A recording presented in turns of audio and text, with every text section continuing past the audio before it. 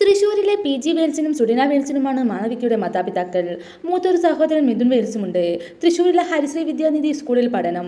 പിന്നീട് മുംബൈയിൽ നടൻ അനുപം മഗേന്ദ്രന്റെ സ്കൂൾ ഓഫ് ആക്ടേഷനിൽ അഭിനയിച്ച് ഡിപ്ലോമ നടത്തുകയും ചെയ്തു.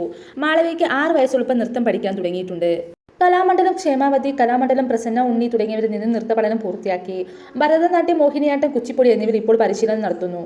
16-ാം വയസ്സിൽ 2009 മിസ് കേരള മത്സരത്തിൽ പങ്കെടുത്ത് മിസ് ബ്യൂട്ടി ഐ എന്ന ടൈറ്റിൽ നേടി. അവിടെ വെച്ചാണ് വിനീത് ശ്രീനിവാസൻ കണ്ടത്.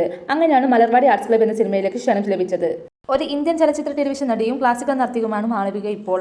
മലർവാടി ആർട്സ് ക്ലബ് എന്ന മലയാളം ചിത്രത്തിൽ ആദ്യമായി നായികയായി അഭിനയിച്ചു. മഴവിൽ മനോരമ സംപ്രേഷണം ചെയ്തിരിക്കുന്ന പൊന്നമ്പടിയും പൊന്നു എന്ന കേന്ദ്ര കഥാപാത്രത്തെ അവതരിപ്പിച്ച് സീരിയൽ രംഗത്തേക്കെത്തി. മറ്റു സീരിയലുകൾ: നന്ദിനി, അമ്മുവിൻ്റെ അമ്മ. അവാർഡുകൾ: പൊന്നമ്പടി എന്ന സീരിയലിന് 2016 യൂണിറ്റി ടൈംസ് ഫിലിം അവാർഡ് ലഭിച്ചു.